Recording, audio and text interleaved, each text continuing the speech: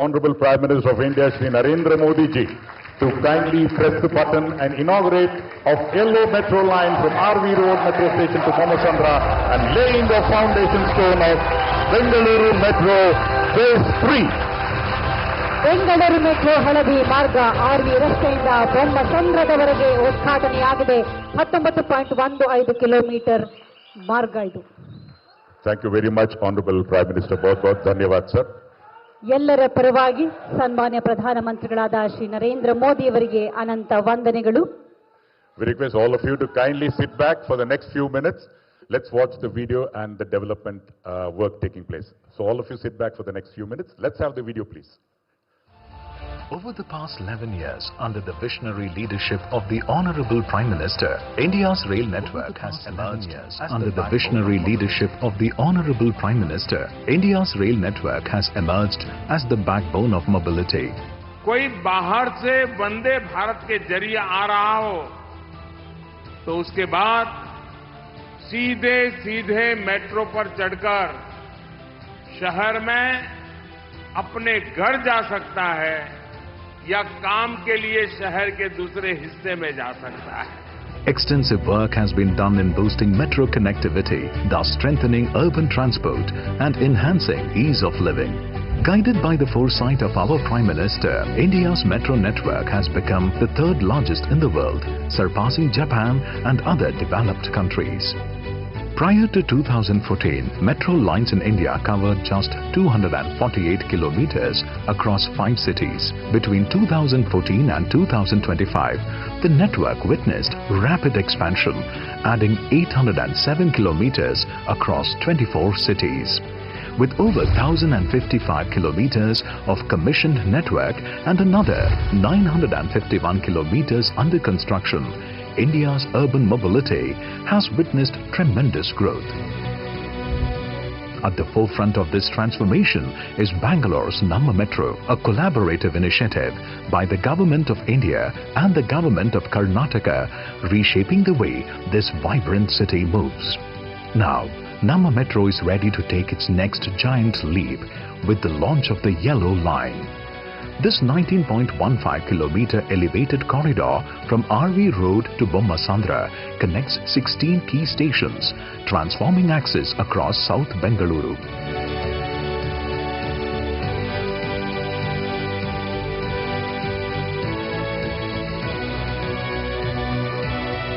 From residential pockets and IT corridors to the Bommasandra industrial hub, the Yellow Line is engineered to deliver speed, connectivity and convenience.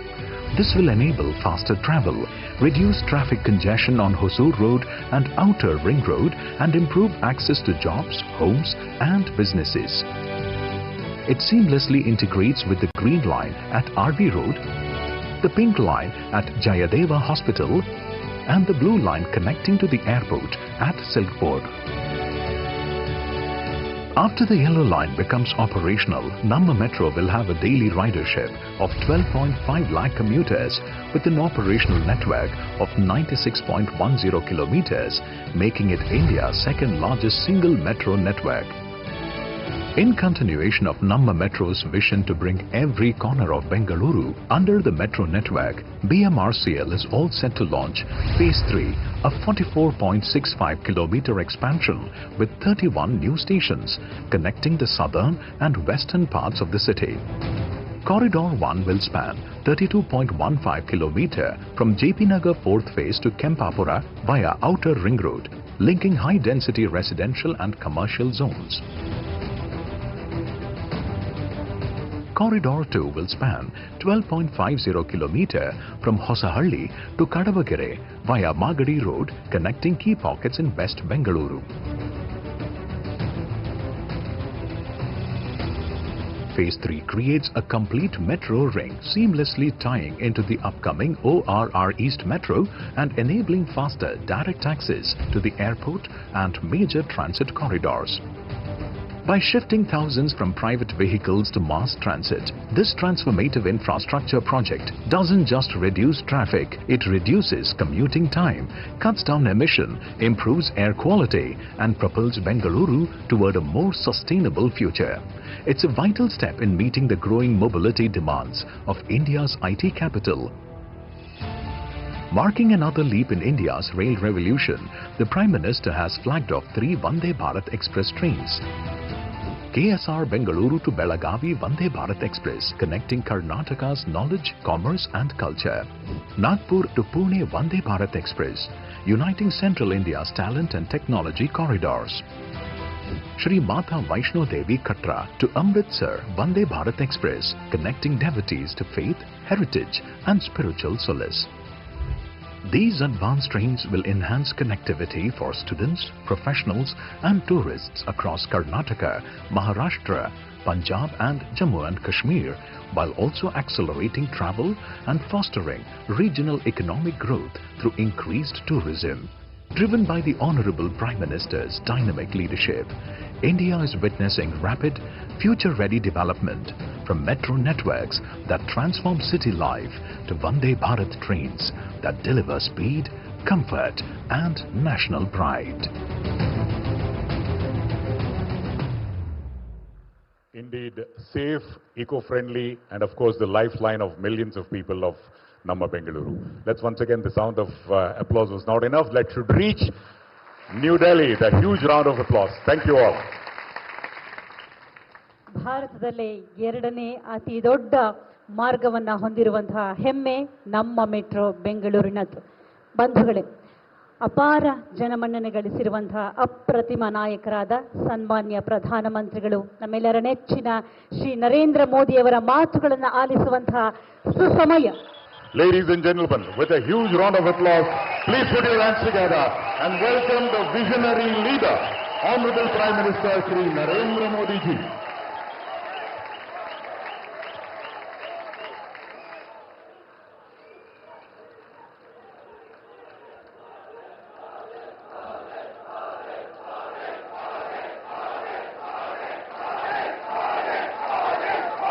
नमस्कार।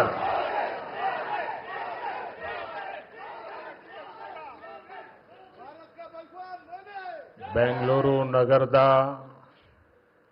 ಆತ್ಮೀಯ ನಾಗರಿಕ ಬಂಧು ಭಗಿನಿಯರೇ, ನಿಮಗೆಲ್ಲ ನನ್ನ ನಮಸ್ಕಾರಗಳು.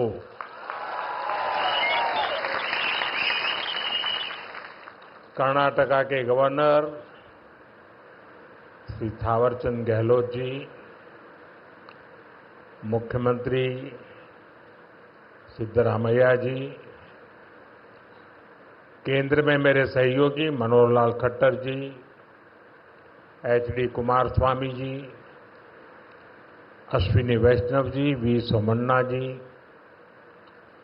सुश्री शोभा जी, उप मुख्यमंत्री डीके शिवकुमार जी, कर्नाटका सरकार में मंत्री वी सुरेश जी, नेता विपक्ष आर अशोक जी, सांसद तेजस्वी सूर्या जी, डॉक्टर मंजुनाथ जी, एमएलए विजयेंद्र येडियुरप्पा जी और कर्नाटका के मेरे भाई और बहनों, कर्नाटका की धरती पर कदम रखते ही अपनापन सा महसूस होता है। यहाँ की संस्कृति, यहाँ के लोगों का प्यार और कन्नड़ा भाषा की मिठास दिल को छू जाती है। सबसे पहले मैं बेंगलुरु शहर की अधिष्ठात्री देवी अन्नम्मा ताई के चरणों में प्रणाम करता हूं।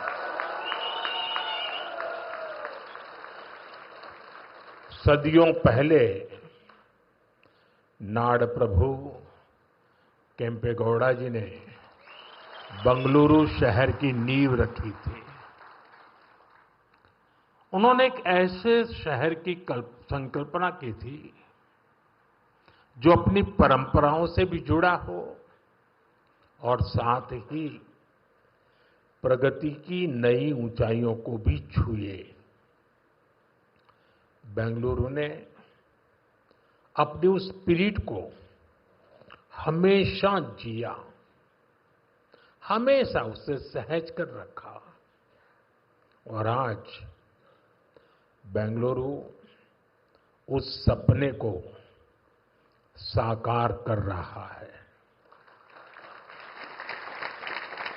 साथियों, बेंगलुरु को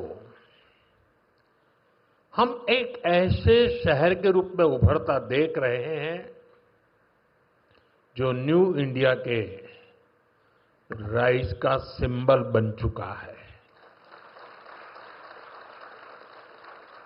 एक ऐसा शहर जिसकी आत्मा में तत्वज्ञान है और जिसके एक्शन में टेक ज्ञान है। एक ऐसा शहर जिसने ग्लोबल आईटी मैप पर भारत का परचम लहराया है। बेंगलुरु की इस सक्सेस स्टोरी के पीछे अगर कोई है तो वो यहां के लोगों की, आप सबकी मेहनत और आप सबकी टैलेंट है।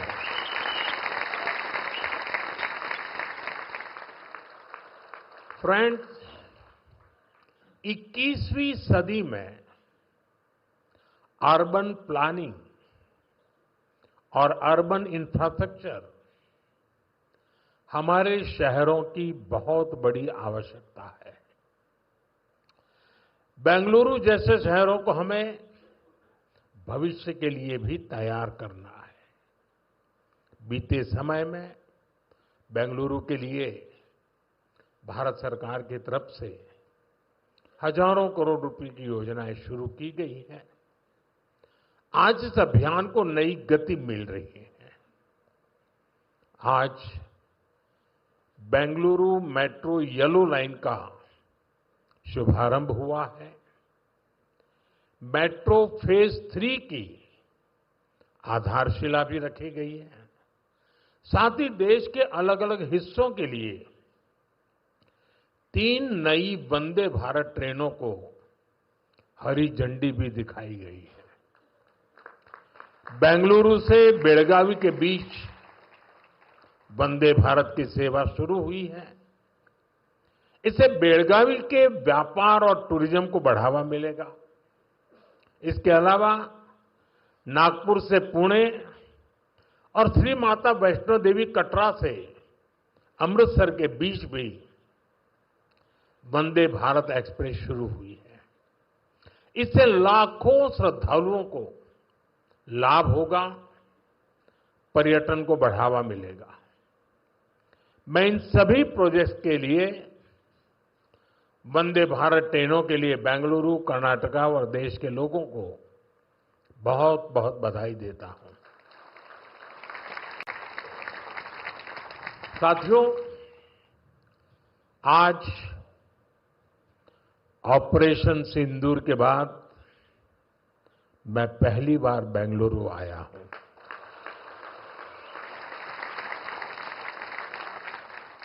ऑपरेशन सिंदूर में भारतीय सेनाओं की सफलता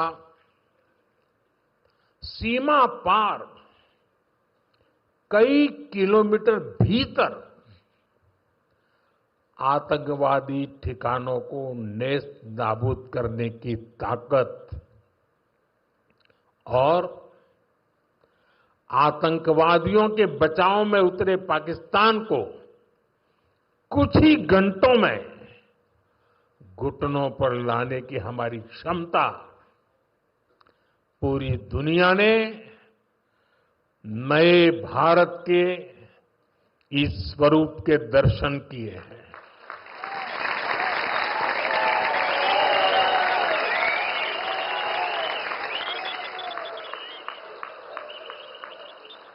ऑपरेशन सिंदूर की सफलता के पीछे बहुत बड़ी वजह हमारी टेक्नोलॉजी और डिफेंस में मेक इन इंडिया की ताकत है और इसमें बेंगलुरु और कर्नाटका के युवाओं का भी बहुत बड़ा योगदान है। मैं इसके लिए भी आज आप सभी का अभिनंदन करता हूं। साथियों, आज बेंगलुरु की पहचान दुनिया के बड़े सिटीज के साथ होती है। हमें ग्लोबली कॉम्पीट भी करना है, इतना ही नहीं, लीड भी करना है। हम तभी आगे निकलेंगे जब हमारे शहर स्मार्ट होंगे, फास्ट होंगे, एफिशिएंट होंगे। इसलिए आज मॉडर्न इंफ्रा के लिए प्रोजेक्ट पूरे कराने पर हमारा इतना जोर है। आज आरवी रोड से बोम्मासंद्रा तक येलो लाइन शुरू हुई है। ये बेंगलुरु के कई अहम एरियाज को आपस में कनेक्ट करेगी। बसवनगुड़ी से इलेक्ट्रॉनिक सिटी तक ये सफर में भी अब सब कम समय लगेगा। इससे लाखों लोगों के जीवन में ईज ऑफ लिविंग बढ़ेगी, ईज ऑफ वर्किंग बढ़ेगी। साथियों, आज येलो लाइन के लोकार्पण के साथ ही हमने फेज 3 यानी ऑरेंज लाइन का भी शिलान्यास किया है। जब ये लाइन शुरू होगी तो येलो लाइन के साथ मिलकर डेली 25 लाख पैसेंजर्स को फैसिलिटेट करेगी। 25 लाख पैसेंजर। ये बेंगलुरु के ट्रांसपोर्ट सिस्टम को एक नई ताकत देगी, एक नई ऊंचाई देगी। साथियों, बेंगलुरु मेट्रो ने देश को पब्लिक इंफ्रास्ट्रक्चर डेवलपमेंट का एक नया मॉडल भी दिया है। बेंगलुरु मेट्रो कई अहम स्टेशनों के लिए इंफोसिस फाउंडेशन, बायोकॉन और डेल्टा इलेक्ट्रॉनिक जैसी कंपनियों ने पार्ट फंडिंग की है। सीएसआर के इस्तेमाल का ये मॉडल एक बड़ी प्रेरणा है। मैं इस अभिनव प्रयास के लिए कॉरपोरेट सेक्टर को बहुत बहुत बधाई देता हूं। साथियों, आज भारत दुनिया की फास्टेस्ट ग्रोइंग मेजर इकोनॉमी है। पिछले 11 इयर्स में हमारी इकोनॉमी 10वें नंबर से टॉप 5 में पहुंच गई। हम बहुत तेजी से टॉप 3 इकोनॉमी बनने की ओर आगे बढ़ रहे हैं। ये स्पीड हमें कैसे मिली है? ये स्पीड हमें रिफॉर्म, परफॉर्म, ट्रांसफॉर्म की स्पिरिट से मिली है।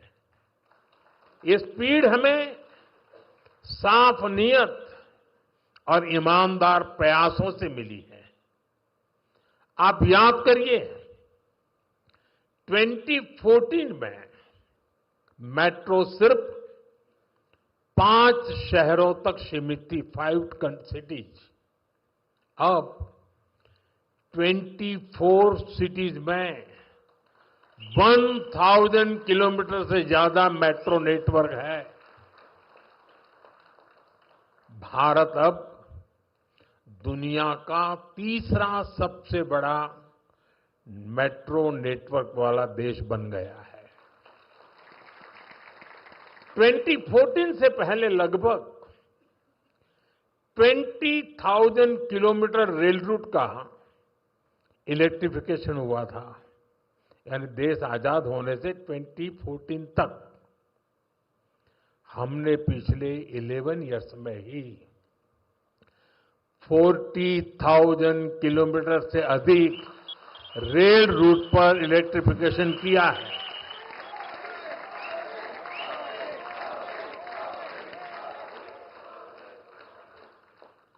साथियों, जल थल नभ कुछ भी अछूता नहीं रखा है। फ्रेंड, जमीन ही नहीं, देश की उपलब्धियों का परचम आसमान में भी लहरा रहा है। 2014 तक भारत में सिर्फ 74 एयरपोर्ट थे। अब इनकी संख्या बढ़कर 160 से ज्यादा हो गई है।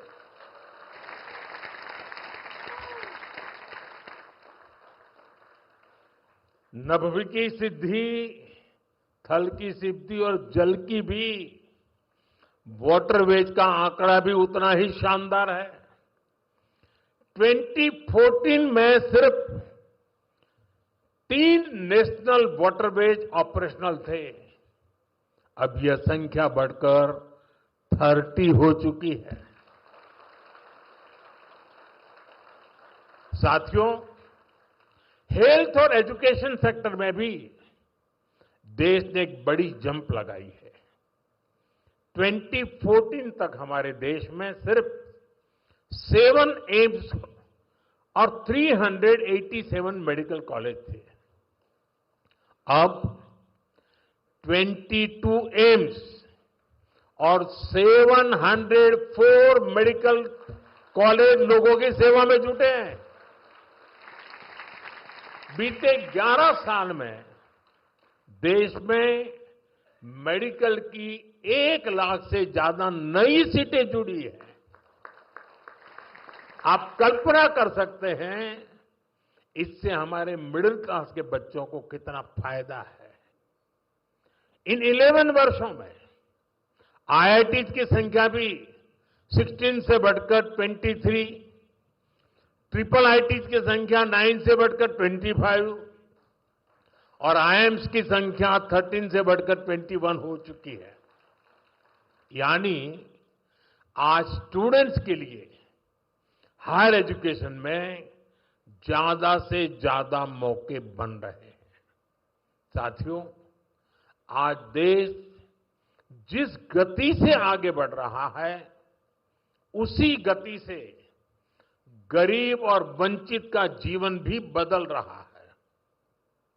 हमने प्रधानमंत्री आवास योजना के तहत 4 करोड़ से अधिक पक्के घर दिए हैं। अब हमारी सरकार 3 करोड़ घर और बनने जा रही है। हमने सिर्फ 11 इयर्स में 12 करोड़ से अधिक टॉयलेट्स बनाए हैं। इससे देश की करोड़ों माताओं बहनों को गरिमा, स्वच्छता और सुरक्षा का अधिकार मिला है। साथियों, देश आज जिस गति से विकास कर रहा है, इसके पीछे हमारी इकोनॉमिक ग्रोथ एक बड़ा फैक्टर है। आप देखिए, 2014 से पहले भारत का टोटल एक्सपोर्ट $468 बिलियन तक पहुंचा था। आज ये $824 बिलियन हो गया है। पहले हम मोबाइल इंपोर्ट करते थे, वहीं अब हम मोबाइल हैंडसेट के टॉप 5 एक्सपोर्टर बन गए हैं। और बेंगलुरु की इसमें बहुत बड़ी भूमिका भी है। 2014 से पहले हमारा इलेक्ट्रॉनिक्स एक्सपोर्ट लगभग $6 बिलियन था। अब ये भी लगभग $38 बिलियन तक पहुंच गया। साथियों, 11 इयर्स पहले तक भारत का ऑटोमोबाइल एक्सपोर्ट लगभग $16 बिलियन था। आज ये 2 गुने से अधिक हो चुका है, डबल हो चुका है। और भारत ऑटोमोबाइल का 4था सबसे बड़ा एक्सपोर्टर बन गया है। ये उपलब्धियां आत्मनिर्भर भारत के हमारे संकल्प को मजबूती देती है। हम मिलकर आगे बढ़ेंगे और देश को विकसित बनाएंगे। साथियों, विकसित भारत न्यू इंडिया की ये यात्रा डिजिटल इंडिया के साथ कदम से कदम मिलाकर पूरी होगी। आज हम देख रहे हैं इंडिया एआई मिशन जैसी योजनाओं से भारत ग्लोबल एआई लीडरशिप की दिशा में आगे बढ़ रहा है। सेमीकंडक्टर मिशन भी अब स्पीड पकड़ रहा है। भारत को जल्द ही मेड इन इंडिया चिप मिलने जा रही है। आज Bharat low cost high tech space mission का ग्लोबल उदाहरण बन गया है। यानी फ्यूचरिस्टिक टेक्नोलॉजी से जुड़ी जो भी संभावनाएं हैं, भारत उन सब में आगे बढ़ रहा है। और भारत के इस एडवांसमेंट की सबसे खास बात है एम्पावरमेंट ऑफ पुअर। आप देखिए, आज देश में डिजिटाइजेशन का दायरा गांव-गांव तक पहुंच चुका है। यूपीआई के जरिए दुनिया का 50% से ज्यादा रियल टाइम ट्रांजैक्शन भारत में हो रहा है। दुनिया का 50%। टेक्नोलॉजी की मदद से हम सरकार और नागरिकों के बीच की दूरी कम कर रहे हैं। आज देश में 2200 से ज्यादा सरकारी सेवाएं मोबाइल पर उपलब्ध है। उमंग ऐप से आम नागरिक घर बैठे सरकारी काम निपटा रहा है। डिजी लॉकर से सरकारी प्रमाण पत्रों का झंझट खत्म हुआ है। अब हम एआई पावर्ड थ्रेट डिटेक्शन जैसी टेक्नोलॉजीज में भी निवेश कर रहे हैं। हमारा प्रयास है कि देश में डिजिटल रिवॉल्यूशन का फायदा समाज के आखिरी व्यक्ति तक पहुंचे। और इस प्रयास में बेंगलुरु पूरी सक्रियता से काम कर रहा है। साथियों, वर्तमान उपलब्धियों के बीच अब हमारी अगली बड़ी प्राथमिकता होनी चाहिए टेक आत्मनिर्भर भारत। इंडियन टेक कंपनियों ने पूरी दुनिया में अपनी छाप छोड़ी है। हमने पूरे वर्ल्ड के लिए सॉफ्टवेयर और प्रोडक्ट्स बनाए हैं। अब समय है हम भारत की जरूरतों को और ज्यादा प्रायोरिटी दें। हमें नए प्रोडक्ट्स डेवलप करने में और तेजी से आगे बढ़ना है।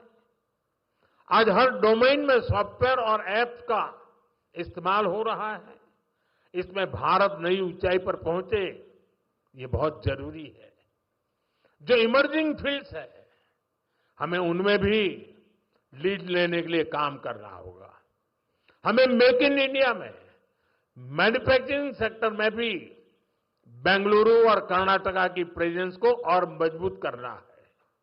और मेरा आग्रह है हमारे products zero defect, zero effect के स्टैंडर्ड पर टॉप क्वालिटी के होने चाहिए।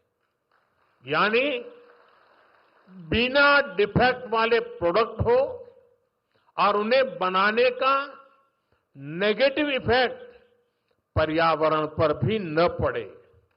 मेरी अपेक्षा है कर्नाटका का टैलेंट आत्मनिर्भर भारत के इस विजन को लीड करे। साथियों, केंद्र सरकार हो या राज्य सरकार, हम सभी जनता की सेवा के लिए हैं। हमें देशवासियों की बेहतरी के लिए साथ मिलकर कदम उठाने हैं।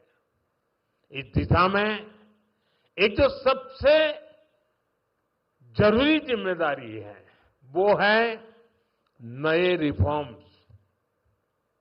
बीते एक दशक में हमने लगातार रिफॉर्म्स को आगे बढ़ाया है। उदाहरण के तौर पर भारत सरकार ने कानूनों को डीक्रिमिनलाइज करने के लिए जन विश्वास बिल पास किया है। और इसका जन विश्वास 2.0 भी पारित करने जा रहे हैं। राज्य सरकारें भी ऐसे कानूनों की पहचान कर सकती हैं जिनमें अनावश्यक आपराधिक प्रावधान हैं, उन्हें खत्म किया जा सकता है। हम मिशन कर्मयोगी चला रहे हैं ताकि सरकारी कर्मचारियों को कॉम्पिटेंसी बेस्ड ट्रेनिंग दी जा सके। राज्य भी अपने अधिकारियों के लिए इस लर्निंग फ्रेमवर्क को अपना सकते हैं। हमने एस्पिरेशनल डिस्ट्रिक्ट प्रोग्राम और एस्पिरेशनल ब्लॉक प्रोग्राम पर बहुत जोर दिया है। राज्य भी इसी तरह अपने यहां ऐसे क्षेत्रों की पहचान कर सकते हैं जिन्हें विशेष ध्यान की आवश्यकता है। हमें राज्य सरकार के स्तर पर भी नए रिफॉर्म्स को लगातार पुश करना चाहिए। मुझे विश्वास है हमारे ये साझे प्रयास कर्नाटका को विकास की नई ऊंचाई पर ले जाएंगे। हम साथ मिलकर विकसित भारत के संकल्प को पूरा करेंगे। इसी भाव के साथ मैं एक बार फिर आप सभी को इन डेवलपमेंट प्रोजेक्ट की बहुत बहुत बधाई देता हूं। बहुत बहुत धन्यवाद।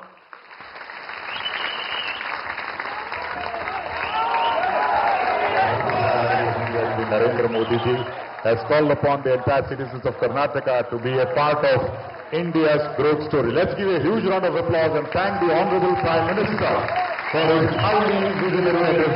बहुत धन्यवाद sir. Thank you very, very much. ಭಾರತದ ಹೆಮ್ಮೆಯ ಪ್ರಧಾನಮಂತ್ರಿಗಳಾದ ಶ್ರೀ ನರೇಂದ್ರ ಮೋದಿ ಅವರು ವಿಕಸಿತ ಭಾರತದ ಹಾದಿಯಲ್ಲಿರುವಂತಹ ಎಲ್ಲ ಅಭಿವೃದ್ಧಿಯ ವಿಚಾರಗಳನ್ನು ನಮ್ಮೊಂದಿಗೆ ಹಂಚಿಕೊಂಡಿದ್ದಾರೆ.